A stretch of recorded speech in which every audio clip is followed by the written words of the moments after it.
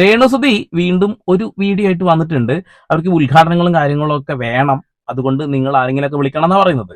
ഈ കീമോ ഒക്കെ ചെയ്തുകൊണ്ടിരിക്കുന്ന ഒരു രോഗി അങ്ങനെ പുറത്തിറങ്ങി നടക്കാൻ കഴിയോ? എനിക്ക് മനസ്സിലാവുന്നില്ല അവരെന്താ പറയുന്നതെന്ന്. എന്തായാലും നമുക്ക് ആ വീഡിയോ ഒന്ന് കാണാം കേട്ടോ.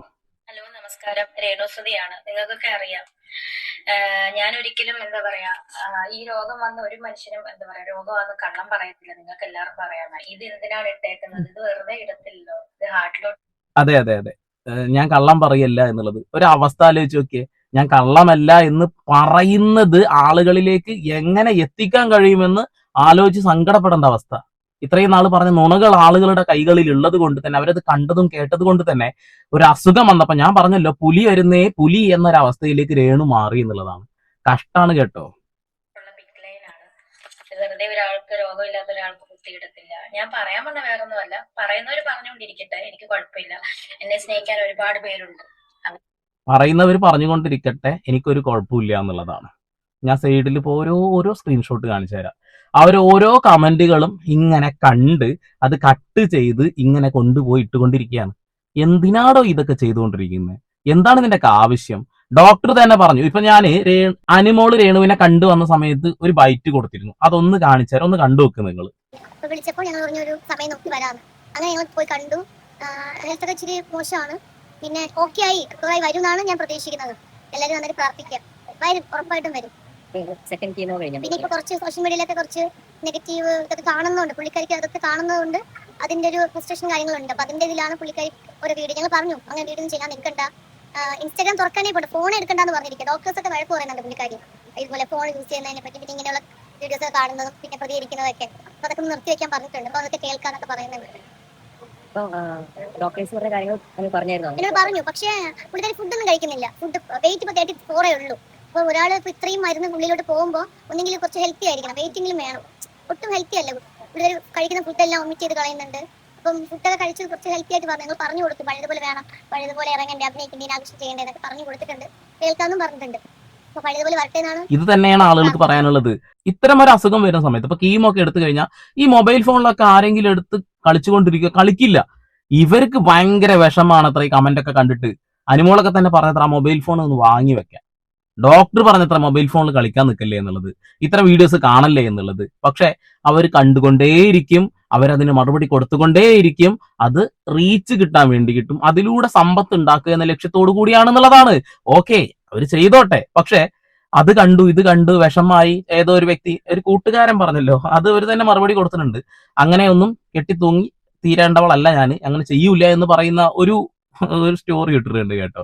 കൂട്ടുകാരനാണ് പോലും, കൂട്ടുകാരൻ. ഏത് കൂട്ടുകാരൻ? അവനൊക്കെ ലക്ഷ്യം തന്നെ റീച്ച് ആയിരുന്നു എന്നുള്ളതാണ്. രേണുസുതി ബിഗ് ബോസിനകത്ത് കയറിയപ്പോൾ അവൻ എന്താ കാണിച്ചു കൂട്ടിയിരുന്നത്? കഴിഞ്ഞില്ല, ഇനി രേണുവിന് പറയാനുള്ള കേൾക്കണം. ആ മൊബൈൽ ഫോൺ ഒന്ന് മാറ്റി വെക്കണം കേട്ടോ. കീമോ ഒക്കെ എടുത്തിരിക്കല്ലേ, അതുകൊണ്ട് പറയാണ്. പിന്നെ കമന്റുകൾക്ക് മറുപടി. പിന്നെ നിങ്ങൾക്കറിയാം, കുറെ വ്ളോഗേഴ്സ് വ്ളോഗ് ചെയ്ത് എനിക്ക് ഓർമ്മയില്ലെന്ന് പറഞ്ഞ ഊർജ്ജസ്വലതയോട് വന്ന് ഞാൻ എന്നും അങ്ങനെ കിടക്കണമെന്നാണോ നിങ്ങളുടെ ആഗ്രഹം? അപ്പം ഞാൻ കീമോ കഴിഞ്ഞാൽ നിങ്ങൾക്കറിയാം, അറിയാവുന്നവരോട് ചോദിച്ചാൽ മതി, കീമോ കഴിഞ്ഞാൽ നമുക്ക് നമ്മുടെ ഓർമ്മയും കാര്യങ്ങളൊക്കെ ജസ്റ്റ് പോവുക, ഇതുപോലെ കിടപ്പായിരിക്കും.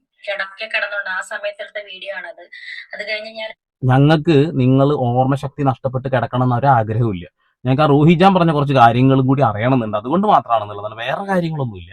അപ്പൊ നിങ്ങൾ ഈ അസുഖം കഴിഞ്ഞ് തിരിച്ചു വന്നാൽ ഇതേ പാതയിലൂടെ തന്നെ നടക്കുകയാണെന്നുണ്ടെങ്കിൽ നിങ്ങൾക്ക് നെഗറ്റീവ് മാത്രമേ വീണ്ടും പറയുള്ളൂ.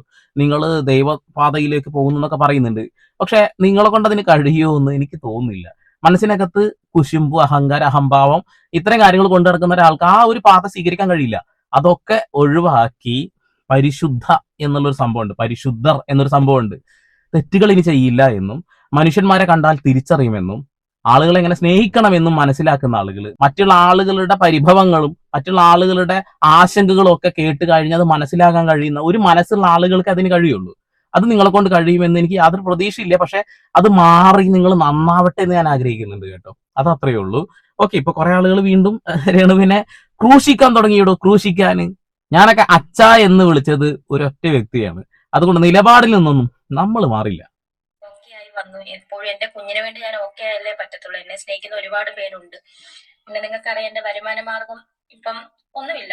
ഞാനിവിടെ കിടപ്പാണ്, ഈ യൂട്യൂബ് ചാനലൊക്കെ ഉള്ളു. അപ്പം എന്റെ ഈ രോഗത്തിന്റെ പരിമിതി വെച്ച് തൊട്ടടുത്ത് എവിടെയെങ്കിലുമൊക്കെ പഴയ പോലെ എനിക്ക് പ്രമോഷനോ ഇനോഗ്രേഷനോ ചെറിയ ചെറിയ ഷൂട്ടോ കാര്യങ്ങളോ ഒക്കെ ഉണ്ടെങ്കിൽ നിങ്ങൾ പഴയ പോലെ എന്റെ മാനേജറെ നിങ്ങൾ കോണ്ടാക്ട് ചെയ്യണം. ഒന്ന് ചോദിച്ചോട്ടെ, നിങ്ങൾ ഈ ഒരു രോഗാവസ്ഥയിൽ ഇരിക്കുന്ന സമയത്ത് എങ്ങനെയാണ് ഉദ്ഘാടനത്തിന് പുറത്തു പോകാൻ കഴിയുക? നിങ്ങളെ വിസിറ്റ് ചെയ്യാൻ പോലും ഈ സമയത്ത് പാടില്ല എന്നുള്ളതാണ്. വരുന്ന ആളുകൾ മാസ്ക് ധരിക്കുന്നു, സാനിറ്റൈസ് ചെയ്യുന്നു, എന്നിട്ട് കയറാൻ പറ്റുള്ളൂ. ആ സമയത്ത് നിങ്ങൾ ഈ പൊടിപടലങ്ങളുടെ ഇടയിലൂടെ, ഈ പൊടിപടലം മാത്രമല്ലല്ലോ, നമ്മുടെ ഈ ഒരു അന്തരീക്ഷം എന്ന് പറഞ്ഞിട്ടുണ്ടെങ്കിൽ പൂർണ്ണ ആരോഗ്യമുള്ള ആളുകൾക്ക് പോലും ബുദ്ധിമുട്ടായിരിക്കും എന്നുള്ളത് യാത്രയിൽ. അപ്പൊ പിന്നെ ഈ ഒരു അസുഖം ഒരുപാട് ഇൻഫെക്ഷൻ വരാൻ സാധ്യതയുള്ള ഒരു അവസ്ഥയിലാണ്. നമ്മൾ ഇമ്മ്യൂൺ പവർ ഒക്കെ ഒന്ന് താഴ്ന്നു കിടക്കും.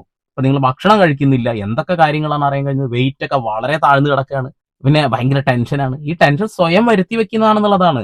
ഈ ടെൻഷൻ വരുത്തി വെക്കാതെ നിങ്ങൾക്ക് മുന്നോട്ട് പോകാൻ കഴിയല്ലോ. ഈ സോഷ്യൽ മീഡിയ അങ്ങ് മാറ്റി വെച്ചാൽ പോരെ. നിങ്ങളൊരാളെ ഏൽപ്പിച്ചിട്ടുണ്ടല്ലോ, നല്ല അടിപൊളി എഡിറ്ററാണ് കേട്ടോ, നന്നായിട്ട് പ്രൊമോട്ട് ചെയ്യാൻ അറിയുന്ന നല്ലൊരു എഡിറ്റർ കിട്ടിയിട്ടുണ്ട്. ഇടക്കിടക്ക് കിച്ചുവിനെ കുറിച്ച് ഒരു വീഡിയോ ചെയ്താൽ മതി, അപ്പൊ ലക്ഷക്കണക്കിന് വ്യൂ ഉണ്ട്. ഇനി അതൊന്നല്ലാതെ നിങ്ങൾ എന്ത് കാണിച്ചാലും വ്യൂ ഉണ്ടല്ലോ. നിങ്ങളിപ്പോ ഭയങ്കര സ്നേഹമല്ലേ അമ്മച്ചിമാർക്കൊക്കെ, അപ്പൊ വ്യൂ കിട്ടും. അപ്പൊ ആ രീതിയിൽ അങ്ങനെ പൊക്കോളൂ, അതിന് പൈസ ഒക്കെ ഉണ്ടാക്കാലോ. നിങ്ങൾ ഈ കമന്റിനൊക്കെ എന്തിനാ മറുപടി പറയുന്നത്? അതാണ് ഇവരുടെ ഏറ്റവും വലിയൊരു വെട്ടിത്തരം എന്നുള്ളതാണ്. കിച്ചുവിനെ വലിച്ചിട്ടപ്പോ വലട്ടിന്റെ പണി കിട്ടി. സ്നേഹം മുഴുവൻ ആളുകൾ പൊക്ക മോളെ എന്ന് പറഞ്ഞാൽ ഒഴിവാക്കി പോയില്ലേ. എന്നാലും ഉദ്ഘാടനം എല്ലാവരും വിളിക്കിയിട്ട്, ഈ ഒരു അസുഖമുള്ള ഒരാളെ എങ്ങനെ ഉദ്ഘാടനത്തിന് വിളിക്കുക? സബ്സ്ക്രിപ്ഷൻ വഴി തന്നെ അത്യാവശ്യം പൈസ 7 ലക്ഷം കിട്ടാല്ലേ ചേച്ചി? പരിമിതിക്കനുസരിച്ച് ഞാൻ അതെല്ലാം ചെയ്യും. സോ എല്ലാവരുടെയും ഏറ്റവും കൂടുതൽ എല്ലാവരുടെയും പ്രാർത്ഥനയാണ് വേണ്ടത്. സത്യം പറഞ്ഞ ടെൻഷനാണ്. ഓരോ ദിവസം നിങ്ങൾക്ക് അറിയാം, ക്യാൻസർ രോഗത്തിന് ഒരുപാട് മരുന്നും മെഡിസിൻസും ഒക്കെ ആവശ്യമാണ്. അതിനൊക്കെ ഒരുപാട് പൈസ ആവശ്യമാണ്. മുടി മാറ്റി വെക്കാൻ എത്രയോ പൈസ ചെലവാക്കി, അന്ന് ക്യാൻസർ അറിയാം. പല്ല് നേരാക്കാൻ എത്രയോ പൈസ ചെലവാക്കി, അന്നും അറിയാം ക്യാൻസർ ആണ് എന്നുള്ളത്. ഞാൻ ക്യാൻസർ ആണെന്ന് അറിഞ്ഞപ്പോ പരമാവധി പൈസ ഉണ്ടാക്കാൻ ശ്രമിച്ചു. അതിനാണ് ഞാൻ സബ്സ്ക്രിപ്ഷനും കാര്യങ്ങളൊക്കെ തുടങ്ങിയത് എന്നാണ് ഞാൻ കേട്ടത് കേട്ടോ. നിങ്ങൾ അത് തന്നെയാണ് പറഞ്ഞത് തോന്നുന്നു. ചെരുപ്പിനൊക്കെ എന്താ വില? 35,000 രൂപയുടെ ചെരുപ്പ്, വസ്ത്രങ്ങള്. അപ്പൊ മരുന്നിനൊക്കെ നല്ല പൈസ ലോകം. ആരെങ്കിലൊക്കെ ഉണ്ടെങ്കിൽ ഒന്ന് സഹായിക്കണം കേട്ടോ. ഇപ്പൊ സായിനൊക്കെ പോലെ തന്നെ വീഡിയോ ചെയ്തിട്ട് അതിന് കൊടുക്കാൻ താല്പര്യമുള്ള ആളുകളൊക്കെ ഒന്ന് കൊടുത്തേക്കണേ. കൂട്ടത്തിൽ ഞാൻ എന്നും പറഞ്ഞ പോലെ പാവപ്പെട്ട ആളുകൾ മറക്കണം, നിങ്ങൾ മറക്കണം. അത്രേ ഉള്ളൂ. ഞാൻ പ്രോഗ്രാം ഒന്നും ഇല്ലാതിരിക്കുകയാണ്. ചെറിയ ചെറിയ പ്രോഗ്രാം, ഇവിടെയുള്ള അടുത്തൊക്കെയുള്ള പ്രോഗ്രാംസ് ഒക്കെ നിങ്ങൾ പഴയ പോലെ ചെറിയ ചെറിയ പ്രോഗ്രാംസും കാര്യങ്ങളൊക്കെ തരുവാണെങ്കിൽ എന്റെ പരിമിതിക്കനുസരിച്ച് ഞാൻ ചെയ്യാം. അതുപോലെ എനിക്ക് അടുത്ത കീമോ ആയി അതോടെ നിൽക്കട്ടെ. പരിമിതിക്ക് അനുസരിച്ച് ചെയ്യാൻ കഴിയില്ല. നിങ്ങൾ ആദ്യം ഇത് മനസ്സിലാക്കണം. നിങ്ങൾ വീട്ടിലകത്തിരുന്ന് ക്യാമറക്ക് മുന്നിൽ ഇരുന്നിട്ട് ഒരു ഉദ്ഘാടനമാണെങ്കിലും ഓക്കെ, നിങ്ങൾ പൊതുസമൂഹത്തിന്റെ മുന്നിലേക്ക് ഇറങ്ങി ചെല്ലുമ്പോൾ ഒരുപാട് ഇൻഫെക്ഷൻസ് വരാനുള്ള സാധ്യതകളുണ്ട്. അത് നിങ്ങൾ ആദ്യം മനസ്സിലാക്കണം എന്നുള്ളതാണ്. പിന്നെ കരീഷ്മ വിട്ടിട്ടുള്ള ഒരു കളിയില്ല, നല്ലതാണ്. കാരണം അവരാണല്ലോ നിങ്ങൾ ഒരുപാട് കാര്യങ്ങളിലേക്ക് കൊണ്ടു നടന്നിട്ടുള്ളത്. ഗൾഫാണെന്നുണ്ടെങ്കിലും ഉദ്ഘാടനമാണെന്നുണ്ടെങ്കിലും. റുഹിജാനൊക്കെയാണ് ഇപ്പൊ ഓർമ്മ വരുന്നത്. കഴിഞ്ഞില്ല, എന്തോ അടുത്ത കീമിനെ കുറിച്ച് പറയുന്നുണ്ട്. 10ാം തീയതിയാണ്. അപ്പൊ അത് കഴിഞ്ഞിട്ട് കുറച്ച് നാൾ എന്തായാലും റെസ്റ്റ് വേണം. ഇപ്പോഴും റെസ്റ്റിലാണ് ഞാൻ. റെസ്റ്റ് അല്ലെന്നല്ല, ഞാൻ ഇങ്ങനെ കിടന്നിട്ട് എനിക്ക് മാനസികമായിട്ട് ഭയങ്കര ബുദ്ധിമുട്ട്. അത് അങ്ങനെയാണ് ഞാൻ ഓരോ വീഡിയോസ് റീൽസ് ഒക്കെ ചെയ്യുന്നത്. അതിനും കുറ്റം കണ്ടുപിടിക്കാനാണ് ആൾക്കാർ. സാരമില്ല, ഞാൻ കുറ്റം കണ്ടുപിടിക്കാതിരിക്കാൻ കഴിയില്ലല്ലോ. അമ്മാതിരി കൂടത്തരല്ലേ കാട്ടിക്കൊണ്ടിരിക്കുന്നത്. ആ കിച്ചുവിനൊക്കെ വലിച്ചു കീറി ഇട്ടത് കൊണ്ടല്ലേ ഞങ്ങളൊക്കെ റിയാക്ട് ചെയ്തത്. അല്ലെങ്കിൽ ഇപ്പം കുറെ ആളുകൾ മിണ്ടാതിരുന്നിരുന്നു. രേണുവിന് അസുഖമാണ് കേട്ടോ, ഇനി റിയാക്ട് ചെയ്യേണ്ട, എന്തെങ്കിലും സംഭവിച്ചു കഴിഞ്ഞിട്ടുണ്ടെങ്കിൽ നെഗറ്റീവ് മൊത്തം നമുക്കാവും. ഇത്രയും നാൾ നമ്മൾ പറഞ്ഞ കാര്യങ്ങളൊക്കെ ആളുകൾ കേട്ടതല്ലേ, അപ്പൊ നമുക്കാവും പണി മൊത്തം കിട്ടുക എന്ന് പറയുന്ന ആളുകളുണ്ട് എന്നുള്ളതാണ്. നമ്മൾ സത്യമല്ലാതെ എന്തെങ്കിലും നോണ പറഞ്ഞിട്ടുണ്ടോ? ഇല്ലല്ല. ഇവർ പറഞ്ഞ കാര്യങ്ങൾ തന്നെ അപ്പുറത്തും ഇപ്പുറത്തും കിടക്കുന്നുണ്ട്. ഒന്ന് കൂട്ടി വെച്ചുകൂടെ കൊടുന്നിട്ടാൽ തന്നെ കാര്യങ്ങൾ ആളുകൾക്ക് കത്തുന്നുള്ളത്. അത്രേ നമ്മളൊക്കെ ചെയ്തിട്ടുള്ളൂ കേട്ടോ. അപ്പോ എല്ലാം നെഗറ്റീവ് മാത്രം നടത്തണേ, ബാക്കി അതൊന്നും മൈൻഡ് ചെയ്യാറില്ല. എല്ലാവരുടെയും പ്രാർത്ഥന എന്റെ കൂടെ കാണണം. So thank you. ഓക്കെ, എല്ലാവരുടെയും പ്രാർത്ഥന ചേച്ചിയുടെ കൂടെ വേണം.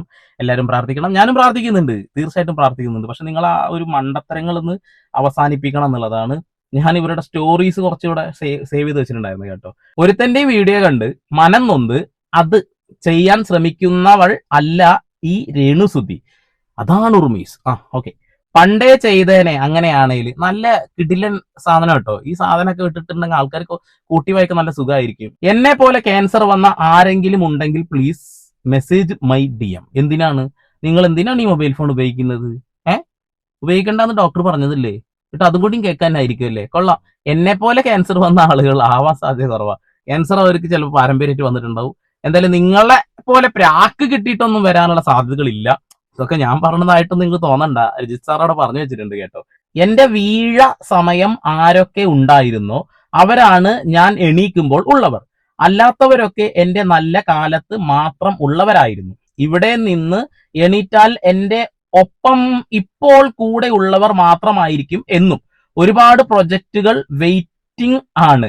എനിക്ക് എഴുന്നേറ്റേ പറ്റൂ. രേണു സുധി തീർന്നു എന്ന് ഒരുത്തനും ഓർക്കണ്ട. ഞാൻ വരും പഴയതിനേക്കാൾ ശക്തമായിട്ട്. ഞങ്ങൾ കാത്തിരിക്കുന്നു ആ അപരാധങ്ങൾ. കണ്ടില്ല, ഒരുപാട് വർക്കുകൾ അവിടെ കാത്തിരിക്കുന്നു. സുവിശേഷമൊക്കെ മാറ്റി വെക്കും. അപ്പൊ എന്താ ചെയ്യാൻ പോണത്?